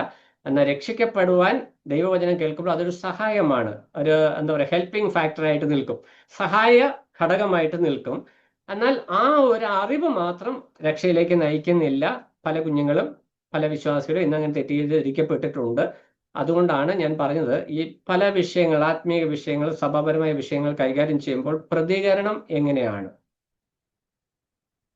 അത് നമുക്ക് വ്യക്തമായിട്ട് കാണാൻ പറ്റുന്ന ഒരു വിഷയമാണ്. അതിന്റെ റിസൾട്ടിലേക്ക് നമ്മൾ പിന്നീട് വരും, ഇതിന്റെ റിസൾട്ട് എന്താണെന്നുള്ളത്. അപ്പൊ ആത്മീക സത്യങ്ങൾ മനസ്സിലാക്കുവാനും അനുസരിക്കുവാനും വീണ്ടും ജനനം ആവശ്യമാണ്, വീണ്ടും ജനന അനുഭവം ആവശ്യമാണ്. നിക്കോദോമസിനോട് കർത്താവ് പറയുന്ന സന്ദേശം അതാണ്. രണ്ടാമതായിട്ട്, ജഡവും ആത്മാവും തമ്മിൽ അടിസ്ഥാനപരമായ ഒരു അന്തരമുണ്ട്. അത് നമ്മൾ കണ്ടു 6-ാം വാക്യത്തില്. 7-ാം വാക്യത്തിലേക്ക് വരുമ്പോൾ ഈ വീണ്ടും ജനനം എന്ന് പറയുന്നത് അടിസ്ഥാന ആവശ്യമാണ്. അവിടെ കർത്താവ് പറയുന്നത് you must be born again, നിനക്ക് വീണ്ടും ജനനം ഉണ്ടായേ മതിയാവൂ എന്നുള്ള ആശയോട് പറയുന്നത്, നിങ്ങൾ പുതുതായി ജനിക്കണം എന്ന് ഞാൻ നിന്നോട് പറയാൻ ആവശ്യപ്പെടുന്നത് എന്ത്? You must be born again എന്ന് കർത്താവ് പറഞ്ഞു. എന്നിട്ട് കർത്താവ് ഈ പറഞ്ഞ വാക്കുകളൊന്നും നിക്കോദോമസിനെ അങ്ങ് അബ്സോർവ് ചെയ്യാനായിട്ട് കഴിയുന്നില്ല. ഈ വെള്ളത്താലും ആത്മാവിനാലും ജനിക്കണം, ഏകദേശം ഒരു ഐഡിയ തനിക്ക് കിട്ടുന്നുണ്ടെങ്കിലും അതിന്റെ ക്ലാരിറ്റി അദ്ദേഹത്തിന് കിട്ടുന്നില്ല. എന്നിട്ട് കർത്താവ് ചോദിക്കുക, നീ എന്തുകൊണ്ടാണ് ആശ്ചര്യപ്പെടുന്നത്? എന്നിട്ട് അടുത്ത വാക്യത്തിലേക്ക് വരുമ്പോൾ, 8-ാം വാക്യത്തിലേക്ക് വരുമ്പോൾ കർത്താവ് ഉപമകൾ വഴിയാണല്ലോ സംസാരിച്ചിരിക്കുന്നത്.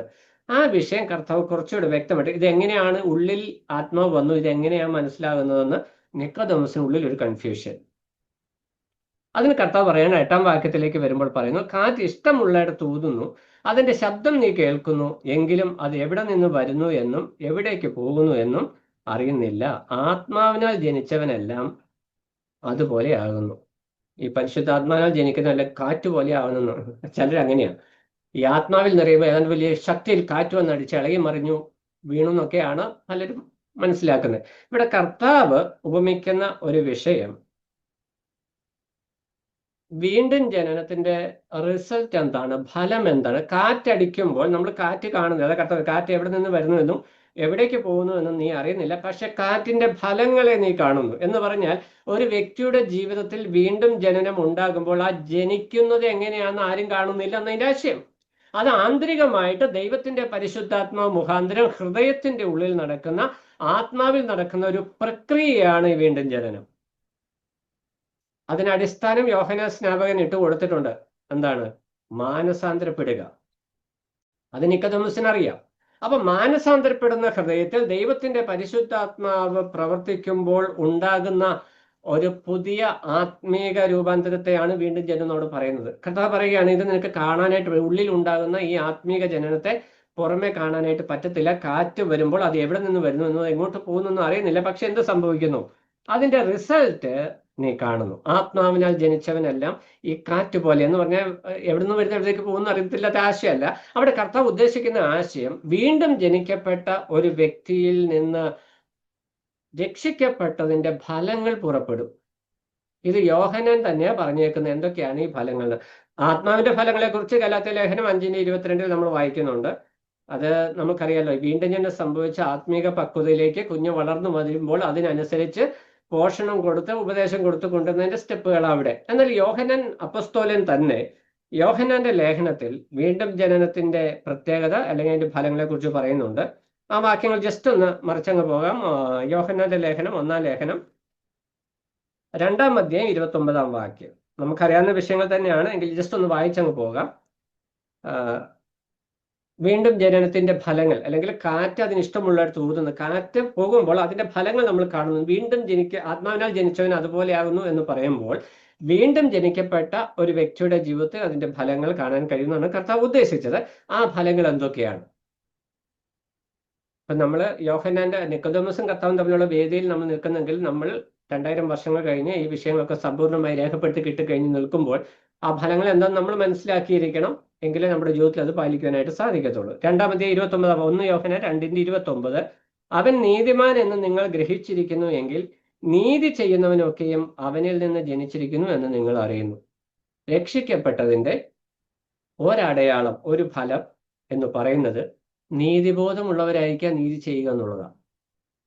ലോകത്തിലും നമ്മുടെ സമൂഹത്തിലൊക്കെ നമ്മൾ കാണുന്ന അനീതികളാണ്. എന്നാൽ നീതിയുടെ പക്ഷത്ത് ആര് നിൽക്കുന്നു, അത് രക്ഷയുടെ ഒരു ഫലമാണ്. അതാണ് പറയുന്നത്. കർത്താവ് നീതിമാൻ എന്ന് ഗ്രഹിച്ചിരിക്കുന്നു എങ്കിൽ നീതി ചെയ്യുന്നവനൊക്കെയും ദൈവത്തിൽ നിന്ന് ജനിച്ചിരിക്കുന്നു എന്ന് പറഞ്ഞാൽ ദൈവത്തിൽ നിന്ന് ജനിച്ചിരിക്കുന്നവൻ നീതി ചെയ്യുന്നു എന്ന് അതിന്റെ ആശയം. അപ്പൊ നീതി ചെയ്യും. രക്ഷിക്കപ്പെട്ട ഒരു വ്യക്തി നീതി ചെയ്യും. ന്യായപ്രമാണം എന്ത് പഠിപ്പിക്കും? നീതി ചെയ്യണമെന്നാണ് പഠിപ്പിക്കുന്നത്. പക്ഷെ അത് അവർക്ക് പാലിക്കാൻ പറ്റാത്തതിന് കാരണം അവർക്ക് വീണ്ടും ജനനം അനുഭവം ഇല്ല എന്നുള്ളതാണ്. അതാണ് കർത്താവ് ചൂണ്ടിക്കാണിക്കുന്ന വിഷയം. 1 യോഹന്നാൻ 3-ാം അധ്യായം 9-ാം വാക്യത്തിലേക്ക് വരുമ്പോൾ അവിടെ ദൈവത്തിൽ നിന്ന് ജനിച്ചവൻ ആരും പാപം ചെയ്യുന്നില്ല,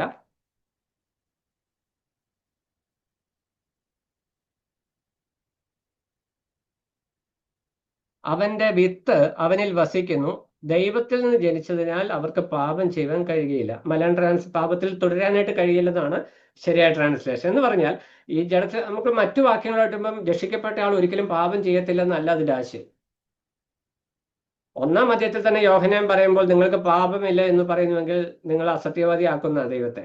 അപ്പോൾ ഈ പാപജടത്തിൽ ജീവിക്കുമ്പോൾ പാപം ചെയ്യാനുള്ള എല്ലാ പ്രവണതയും ഉണ്ട്. എന്നാൽ ദൈവത്തിൽ നിന്ന് ജനിച്ചവൻ പാപത്തെ അതിജീവിക്കുന്ന, അല്ലെങ്കിൽ പാപം ചെയ്യാൻ തന്നെത്താൻ സൂക്ഷിക്കുന്ന, പരിശ്രമിക്കുന്ന ഒരു അനുഭവമുള്ള വ്യക്തിയായിരിക്കും. ഒരു വ്യക്തി പാപത്തെ വിട്ട് അകന്ന് ജീവിക്കുവാനായിട്ട് ശ്രദ്ധിക്കുമ്പോൾ അല്ലാത്തവരും അങ്ങനെ ശ്രദ്ധിക്കുന്നുണ്ട് നല്ല മനുഷ്യരായി ജീവിക്കാൻ. അതും ഇതും തമ്മിൽ അന്തരമുണ്ട്. അത് ഞാൻ പറഞ്ഞ ഈ അന്തരം എന്താണെന്ന് മനസ്സിലാക്കണമെങ്കിൽ വീണ്ടും ജനിച്ച വ്യക്തികൾക്കേ സാധിക്കത്തുള്ളൂ. അതാണ് കർത്താവ് പറഞ്ഞതിന്റെ ഉദ്ദേശം. അടുത്ത വാക്യം 14-ാം വാക്യം, 3-ാം അധ്യായം 14-ാം വാക്യം. സഹോദരനോടുള്ള സ്നേഹം.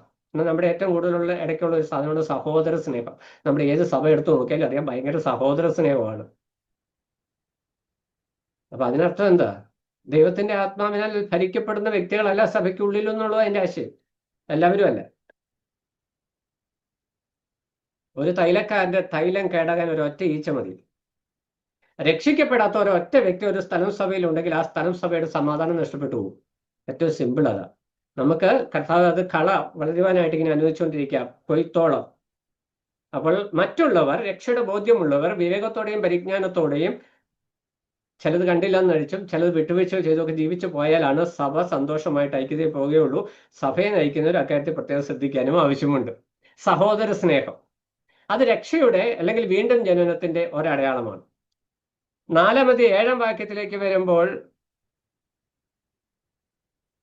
അത് നമ്മൾ കണ്ടതാണ്. ഇനി 5-ാം അധ്യായം 1-ാം വാക്യത്തിൽ വരുമ്പോൾ യേശുവിനെ ക്രിസ്തു എന്ന് ഏറ്റുപറയുന്നവർ, അല്ലാത്തൊരു കള്ളനും കവർച്ചക്കാരനുമാണെന്ന് പറയുന്നുണ്ട്, ദുരിതഷ്ടവ എന്ന് പറയുന്നുണ്ട്. യേശു ക്രിസ്തു രക്ഷിതാവാണ്, യേശുവിനെ ക്രിസ്തു ആണ് എന്ന് പറയുന്നത് വീണ്ടും ജനനത്തിന്റെ അനുഭവമാണ് എന്നതാണ്, അതിന്റെ ഫലമാണെന്ന് യോഹന്നാൻ വ്യക്തമാക്കുന്നു. 4-ാം വാക്യത്തിലേക്ക് വരുമ്പോൾ അവൻ 5-ാം അധ്യായം 4-ാം വാക്യം, 1 യോഹന്നാൻ 5:4. ലോകത്തെ ജയിച്ച ജയമോ നമ്മുടെ വിശ്വാസം തന്നെ. എന്നെങ്കിൽ വിശ്വാസത്താൽ അവൻ ലോകം ഉദ്ദേശിക്കുന്നത് ഈ ലോകത്തെ ജയിക്കും എന്നുള്ള ആശയം, വിശ്വാസത്താൽ പാപത്തെ അല്ലെങ്കിൽ ഈ ലോകത്തിന്റെ താല്പര്യങ്ങളെ അതിജീവിച്ച് മുന്നോട്ട് പോകും. വിശ്വാസത്താൽ വിട്ടുപോകുന്നു, ലോകത്ത് അബ്രഹാം വിട്ടുപോകുന്നു നമ്മൾ വായിക്കുന്നുണ്ടല്ലോ, വിശ്വാസത്താൽ. അതുപോലെ ലോകത്തിന്റെ ബന്ധനങ്ങളിലേക്ക് അകപ്പെട്ടു പോകാതെ മുന്നോട്ട് പോകുവാൻ വീണ്ടും ജനനം പ്രാപിച്ച ഒരു വ്യക്തിക്ക് സാധിക്കും. 1 യോഹന്നാൻ 5:18 വരുമ്പോൾ പാപം ചെയ്യാതെ അവൻ തന്നെത്താൻ സൂക്ഷിക്കും. അവിടെ പറയുന്ന ദൈവത്തിൽ നിന്ന് ജനിച്ചവൻ തന്നെത്താൻ സൂക്ഷിക്കുന്നു. അപ്പോൾ ഈ ഒരു വിഷയത്തിലേക്ക് എന്ന് പറഞ്ഞാൽ ഒറ്റ നോട്ടത്തില് ഒരുവൻ വീണ്ടും ജനിക്കപ്പെട്ടവനാണോ എന്നുള്ള വിഷയത്തിൽ ഒറ്റ നോട്ടത്തിൽ കാണാൻ കഴിയുന്ന വിഷയം, ഈ ലോകത്തിന്റെ രീതിയോടും പാപത്തിനോടും ഒരു വ്യക്തിക്കുള്ള റിയാക്ഷൻസ്, അവന്റെ പ്രതികരണം, അതിനെ ഇവാലുവേറ്റ് ചെയ്യുമ്പോൾ എല്ലാം തികഞ്ഞവരാരില്ല, എല്ലാം പെർഫെക്റ്റ് വന്നിട്ടില്ല. കാരണം നമ്മൾ ഫിസിക്കൽ പാപജടത്തിലാണ് ജീവിക്കുന്നത്. എന്നാൽ ആ ഒരു വിശ്വാസിയുടെ താല്പര്യങ്ങളും അവന്റെ കമ്മിറ്റ്മെന്റും നമ്മൾ കാണുമ്പോൾ ആ വ്യക്തിയുടെ രക്ഷ വ്യക്തമായിട്ട് അവിടെ കാണുവാനായിട്ട് കഴിയും.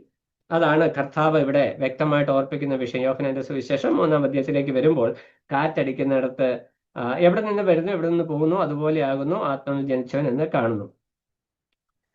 നിക്കോദെമസിന് അതും മനസ്സിലായില്ല. അടുത്ത വാക്യത്തിൽ 9-ാം വാക്യത്തിൽ നിക്കോദെമസ് ചോദിക്കുക, ഇത് എങ്ങനെ സംഭവിക്കും?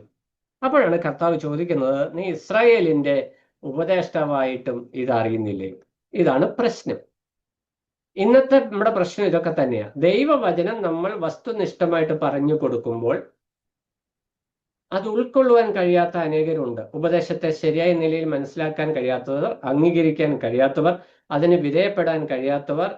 ഇതെങ്ങനെ ശരിയാകും? അവർക്ക് മറ്റൊരു സിസ്റ്റമാണ് അവർക്ക്. കാരണം എന്താ, ഈ നിക്കോദെമസിന്റെ ഹൃദയത്തിലെ സിസ്റ്റം ലോയാണ്, ന്യായപ്രമാണമാണ്, പരീശഭക്തിയാണ്.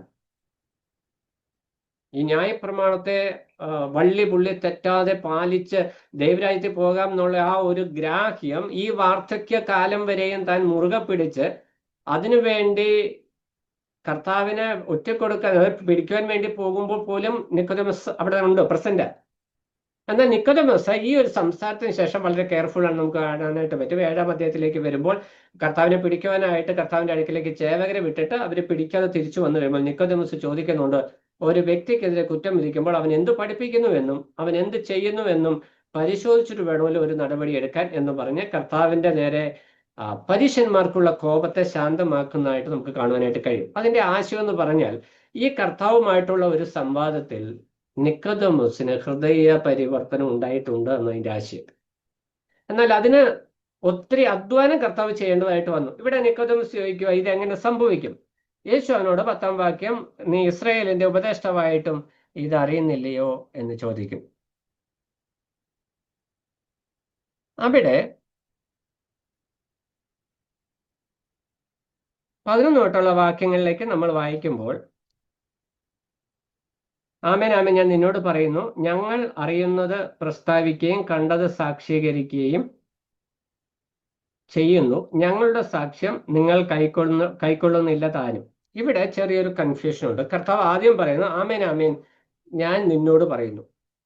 അടുത്ത വാക്യം പറയുന്നത് ഞങ്ങൾ പറയുന്ന സാക്ഷ്യം. അപ്പൊ ആദ്യം സിംഗുലർ പറഞ്ഞു, പിന്നെ പ്ലൂറൽ പറഞ്ഞു. അപ്പൊ ഇതെന്താണെന്ന് മനസ്സിലാകണമെങ്കിൽ നമ്മുടെ വചനത്തിൽ കൂടെ തന്നെ സഞ്ചരിക്കേണ്ടി വരും. അപ്പോൾ നമ്മുടെ ഇന്നത്തെ സമയം തീരാറായി. ദൈവം വെച്ചാൽ അടുത്ത ക്ലാസ്സിൽ ആ വിഷയത്തിലേക്ക് പോകാം. ഇവിടെ കർത്താവ് ഈ പറയുന്നതിന്റെ ഉദ്ദേശം എന്താണെന്ന്, അവിടെ ഒരു പ്ലൂറാലിറ്റിയുടെ കർത്താവ് പറഞ്ഞാൽ ഞാൻ ആമേൻ ഞാൻ സത്യമായിട്ട് നിന്നോട് പറയുന്നു, ഞങ്ങളുടെ സാക്ഷ്യം. അപ്പൊ ഒന്നിലധികം പേരോട് സാക്ഷ്യം പറയുന്നുണ്ട്. അതാരാണെന്ന് 1-2 വാക്യങ്ങളുണ്ട്. നമ്മൾ അടുത്ത ക്ലാസ്സിൽ ആ വിഷയത്തിലേക്ക് പോകും. അപ്പോൾ ഇന്നത്തെ സമ്മറി ആയിട്ട് ഞാൻ പറയാനായിട്ട് ആഗ്രഹിക്കുന്ന വിഷയം, അല്ലെങ്കിൽ ഈ ഒരു വേദഭാഗത്ത് ഈ 9 വരെയുള്ള വാക്യങ്ങളിൽ നമുക്ക് മനസ്സിലാകുവാനും ഉള്ള കാരണം അല്ലെങ്കിൽ സന്ദേശം എന്ന് പറയുന്നത്, റിലീജിയസ് ഡിവോഷൻ ആൻഡ് അണ്ടർസ്റ്റാൻഡിങ്, ദൈവശാസ്ത്രപരമായിരിക്കുന്ന ഗ്രാഹ്യവും അതിനോടുള്ള തീവ്രമായ മനോഭാവവും അല്ലെങ്കിൽ അത് പാലിക്കുവാനും പാലിപ്പിക്കുവാനുമായിട്ടുള്ള തീവ്രമായ മനോഭാവം ഒരു വ്യക്തിയെ രക്ഷയിലേക്ക് നയിക്കുന്നില്ല. ആ വ്യക്തിയുടെ ജീവിതത്തിൽ മാനസാന്തരവും പരിശുദ്ധാത്മ പ്രാപണം അല്ലെങ്കിൽ വിശ്വാസവും കൂടെ ചേർന്ന് വന്ന് വീണ്ടും ജനനത്തിന്റെ അനുഭവം ഉണ്ടായാൽ മാത്രമേ ആ വ്യക്തിക്ക് ദൈവരാജ്യത്തിലേക്ക് പോകുവാനായിട്ട് കഴിയുള്ളൂ. അതുകൊണ്ടാണ് ദൈവത്തിന്റെ ആത്മാവ് തിരുവഴുത്തിൽ കൂടെ കൂടെ ഓർപ്പിക്കുന്നത്, നിങ്ങൾ വിശ്വാസത്തിൽ ഇരിക്കുന്നു എന്ന് നിങ്ങളെ തന്നെ ശോധന ചെയ്യുക. പലപ്പോഴും പലരും ഞങ്ങൾ രക്ഷിക്കപ്പെട്ടവരാണെന്നുള്ള തെറ്റിദ്ധാരണ ജീവിച്ചു പോകുന്നവരുണ്ട്. നമ്മൾ തന്നെത്താൻ ശോധന ചെയ്യേണ്ട ഒരു വിഷയമാണ്. ഇപ്പൊ ഞാൻ എന്നെ നോക്കി അദ്ദേഹം രക്ഷിക്കപ്പെട്ടതല്ല മറ്റൊരാൾക്ക് പറയാൻ എളുപ്പമാണ്, പക്ഷെ മറ്റുള്ളവരെ വിധിക്കാൻ ദൈവം അനുവദിച്ചിട്ടില്ല. അതുകൊണ്ട് നമ്മൾ തന്നെത്താൻ ശോധന ചെയ്യേണ്ട വിഷയം, ഈ ഒരു വിഷയത്തിൽ ഞാൻ നിക്കോദെമസിന്റെ പാർട്ടിലാണോ, കർത്താവ് പറഞ്ഞതുപോലെ ഒരു വീണ്ടും ജനനത്തിന്റെ അനുഭവത്തിലേക്ക് ഞാൻ വന്നിട്ടുണ്ടോ? ഇപ്പോൾ ഫിലിപ്പോസും നഥനയേലും കർത്താവിനെ കണ്ടു കഴിഞ്ഞപ്പോൾ അവരുടെ ഉള്ളിലുണ്ടായ റിഫ്ലക്ഷൻ എന്ന് പറയുന്നത്, ന്യായപ്രമാണത്തിൽ പറഞ്ഞിരിക്കുന്നവനെ ഞങ്ങൾ കണ്ടെത്തി. അപ്പൊ കർത്താവിനെ കുറിച്ച് ന്യായപ്രമാണത്തിൽ പറഞ്ഞ വിഷയവും കർത്താവിനെ കണ്ടതും ചേർത്ത് വായിച്ചപ്പോൾ അവർക്ക് കൃത്യമായിരിക്കുന്ന ഒരു പ്രകാശനം അവർക്ക് ലഭിച്ചു. എന്തുകൊണ്ട് നിക്കോദെമസിന് അത് ലഭിച്ചില്ല എന്ന് ചോദിച്ചാൽ, നിക്കോദെമസ് ന്യായപ്രമാണത്തിലുള്ള ശുഷ്കാന്തി. പൗലോസ് എന്തുകൊണ്ടാണ് ക്രിസ്ത്യാനികളെ പീഡിപ്പിക്കുക? അദ്ദേഹം പരീശനായിരുന്നു, ക്രിസ്ത്യാനികളെ ഉപദ്രവിക്കുന്നത്. കാരണം പരീശ ഭക്തി അദ്ദേഹത്തിന് ഒരു വിനയായിരുന്നു. ഈ ദൈവിക സത്യങ്ങളെ അല്ലെ കർത്താവിനെ ശരിയായ നിലയിൽ ഉൾക്കൊള്ളുവാനായിട്ട് ഒരു തടസ്സമായിട്ട് നിന്നു. എന്നാൽ കർത്താവ് വളരെ കെയർഫുള്ളി ഈ നിക്കോദെമസിനോട് സംസാരിക്കുകയാണ്. നീ ഒരു ഉപദേഷ്ടാവായിട്ട്, അത് ഒരിക്കലും നിക്കോദെമസ് നീ ന്യായപ്രമാണം പഠിച്ചത് നിനക്കൊന്നും മനസ്സിലായില്ലേ, ഇതിനുള്ള ബോധം നിനക്കില്ല, അങ്ങനെയൊന്നും അല്ല കർത്താവ് ചോദിച്ചത്. ഞാൻ ഈ പറയുന്ന ആശയങ്ങളെ ഞാൻ സംസാരിക്കുന്നത് പ്രവാചകന്മാർ ന്യായപ്രമാണ പുസ്തകത്തിൽ രേഖപ്പെടുത്തിയതിന്റെ വെളിച്ചത്തിലാണ്. നീ വെള്ളത്താലും ആത്മാവിനാലും ജനിക്കണം എന്നുള്ള വിഷയം ഞാൻ പറയുമ്പോൾ എഹെസ്കേൽ പ്രവാചകനും ജോയൽ പ്രവാചകനും അത് കൃത്യമായിട്ട് പറഞ്ഞിട്ടുണ്ട്. അന്ത്യകാലത്ത് ഞാൻ ആത്മാവിനെ പകരും, ഞാൻ ഇസ്രായേലിനെ യഥാസ്ഥാനപ്പെടുത്തും, അവരുടെ ഞാൻ എൻ്റെ ആത്മാവിനെ പകരുമെന്ന് പറയുന്ന ആ വിഷയത്തെ കർത്താവ് ഉദ്ധരിക്കുമ്പോൾ നിക്കോദെമസിനോട് കർത്താവ് ചോദിക്കും, ഞാൻ ഇത്രയും പറഞ്ഞിട്ടും നിനക്ക് ഈ വിഷയങ്ങൾ മനസ്സിലാകുന്നില്ലേ? എന്നിട്ടും നിക്കോദെമസിനെ ഉൾക്കൊള്ളാനായിട്ട് ബുദ്ധിമുട്ട് വരുന്നതെന്ന് പറഞ്ഞാൽ, എത്ര പണ്ഡിതനാണെങ്കിലും ദൈവിക സത്യങ്ങൾ മനസ്സിലാക്കുവാനായിട്ട് വീണ്ടും ജനന അനുഭവം ഉണ്ടാകുന്നത് വരെ ബുദ്ധിമുട്ടുണ്ടാകും. അപ്പൊ ദൈവിക സത്യങ്ങൾ വെളിപ്പെടുമ്പോൾ അല്ലെ സത്യമായിരിക്കുന്ന ഉപദേശം പറയുമ്പോൾ അതിനോട് റെസിസ്റ്റൻസ്, നിഷേധ മനോഭാവം ഉണ്ടാകുമ്പോൾ നമ്മൾ മനസ്സിലാക്കേണ്ട വിഷയം, ആ വ്യക്തി ഒന്നെങ്കിൽ രക്ഷിക്കപ്പെട്ടതിന് ശേഷം ജഡത്തിന്റെ അനുഭവത്തിൽ ജീവിക്കുന്നു, അല്ലെങ്കിൽ രക്ഷയുടെ അനുഭവത്തിൽ ഇല്ലാത്ത വ്യക്തിയാണെന്ന് മനസ്സിലാക്കേണ്ടത്. അത് അങ്ങനെയാണ് ദുരുപദേശങ്ങളൊക്കെ ഈ സഭാന്തരീക്ഷത്തിൽ ഉണ്ടായി വരുന്നത്. എന്നാൽ നിക്കോദെമസ് നമുക്ക് തരുന്ന പാഠം എന്ന് പറയുന്നത്, നമ്മുടെ വിശ്വാസ ജീവിതത്തിൽ ഈ വീണ്ടും ജനനത്തിന്റെ അനുഭവത്തിൽ നമ്മൾ ജീവിക്കുവാനായിട്ട് ഇടയാണ്. കർത്താവ് പറഞ്ഞത്, വീണ്ടും ജനനത്തെ നമുക്ക് കാണുവാൻ സാധിക്കുന്നത് കാറ്റ്, അതിന്റെ റിസൾട്ട്, അതിന്റെ ഇഫക്റ്റ് അവരുടെ ജീവിതത്തിൽ കാണുവാനായിട്ട് കഴിയുമെന്നുള്ളത്. രക്ഷിക്കപ്പെട്ട വ്യക്തികളുടെ ജീവിതത്തിൽ രക്ഷയുടെ ഫലങ്ങൾ കാണുവാനായിട്ട് കഴിയും. അതിൽ ആദ്യം കണ്ടത്, അവർ നീതിബോധമുള്ളവരായിരിക്കും, അവർ ദൈവത്തെ സ്നേഹിക്കുന്നവരും ദൈവജനത്തെ സ്നേഹിക്കുന്നവരുമായിരിക്കും. എന്ത് സ്നേഹം എന്ന് പറഞ്ഞാൽ എന്താ? സ്നേഹം വിട്ടുവീഴ്ചകൾ ചെയ്യുന്നതാ. സഹോദരന്റെ നേരെ പക വെച്ചുകൊണ്ട് ഇല്ലായ്മ ചെയ്യുന്നതല്ല സ്നേഹം. സ്നേഹം എന്ന് പറയുന്നത് ക്ഷമിക്കുന്നതാണ്. റോമാലേഖനം 13 അധ്യായത്തിൽ വരുമ്പോൾ നമ്മൾ സ്നേഹത്തെക്കുറിച്ച് 1-13 അധ്യായത്തിൽ വരുമ്പോൾ സ്നേഹത്തിന്റെ ഫലങ്ങളെ കുറിച്ച് നമ്മൾ വായിക്കുന്നുണ്ട്. അപ്പോൾ ആ ഒരു മനോഭാവത്തിൽ എത്രത്തോളം വിശ്വാസികൾ എത്തിച്ചേരുന്നു എന്നതൊക്കെ വ്യക്തിപരമായിട്ട് ചോദ്യം ചെയ്യേണ്ട ഒരു വിഷയം. അപ്പൊ ഈ ഒരു ആത്മീക ഫലങ്ങൾ ഗലാത്യ ലേഖനം 5-ാം അധ്യായത്തിൽ പറയുന്നത് മാത്രമല്ല, യോഹന്നാന്റെ ലേഖനത്തിൽ പറയുന്ന വിഷയങ്ങൾ യോഹന്നാൻ കൃത്യമായിട്ട് പറയുക. അവൻ പാപത്തെ വിട്ടൊഴിയും, അവൻ ദൈവത്തെ സ്നേഹിക്കും, ദൈവജനത്തെ സ്നേഹിക്കും, അവൻ ലോകത്താലുള്ള കലങ്കം പറ്റാതെ തന്നെ സൂക്ഷിക്കും. ഇതാണ് രക്ഷയുടെ ഫലം. ഇതില്ലാതെ വചനപരിജ്ഞാനമായിട്ട് നടക്കുമ്പോൾ എന്ത് സംഭവിക്കും? കർത്താവ് കമ്മ്യൂണിക്കേറ്റ് ചെയ്യുന്ന വിഷയങ്ങൾ ശരിയായി ഗ്രഹിക്കാൻ സാധിക്കാതെ വരും. അങ്ങനെ വരുവാനായിട്ട് പാടില്ല. നിക്കോദെമസിനോട് കർത്താവ് വളരെ ഹൃദ്യമായിട്ട് തന്നെ പിന്നീട് സംസാരിക്കുന്നതായിട്ട് നമുക്ക് കാണുവാനായിട്ട് കഴിയും. കർത്താവ് താൻ ആരാണ് എന്നത് സംബന്ധിച്ച് നിക്കോദെമസിനോട് ഓപ്പൺ ആയിട്ട് സംസാരിക്കുന്നു. അതിനുള്ള സാക്ഷികളെ കുറിച്ചാണ് കർത്താവ് 11 തൊട്ടുള്ള വാക്യങ്ങളിൽ പറയുന്നത്. അത് കർത്താവിനെ വെച്ചാൽ നമുക്ക് അടുത്ത ക്ലാസ്സിൽ ചിന്തിക്കാം. ഈ വിഷയങ്ങൾ വ്യക്തിപരമായി പഠിക്കുവാനായിട്ട് കൂടുതൽ പ്രകാശനം ഈ പ്രകാശനം ലഭിക്കുമ്പോൾ നമ്മുടെ ജീവിതത്തിൽ എഡിഫിക്കേഷൻ, ക്രമീകരണം ഉണ്ടാകുവാനായിട്ട് ഇടയാകണം. അതാണ് ദൈവത്തിന്റെ ആത്മാവ് ഉദ്ദേശിക്കുന്നത്. ഇത്ര ലളിതമായിട്ട് യോഹന്നാൻ ഈ വിഷയം പ്രതിപാദിച്ചു തരുമ്പോൾ പ്രമാണിയായിരിക്കുന്ന ഉപദേഷ്ടാവായിരിക്കുന്ന നിക്കോദെമസിന് കർത്താവ് പറഞ്ഞു കൊടുത്ത കാര്യങ്ങൾ ഗ്രഹിക്കുവാൻ ബുദ്ധിമുട്ടുണ്ടായത് ആത്മനിയന്ത്രണം അല്ലെങ്കിൽ രക്ഷയുടെ അനുഭവം അദ്ദേഹത്തിന്റെ ജീവിതത്തിൽ ഇല്ലാത്തതുകൊണ്ടാണ്. നമ്മുടെ ജീവിതത്തിൽ, രക്ഷിക്കപ്പെട്ട നമ്മളുടെ ജീവിതത്തിൽ വചനത്തോടുള്ള വിധേയത്വം കുറഞ്ഞു വരുന്നെങ്കിൽ അതിന് കാരണം നമ്മൾ ജഡികത്വം വർദ്ധിക്കുകയും ആത്മനിയന്ത്രണം കുറഞ്ഞു വരികയും ആത്മനിറവ് കുറഞ്ഞു വരികയും ചെയ്യുന്നു എന്നുള്ളതാണ്.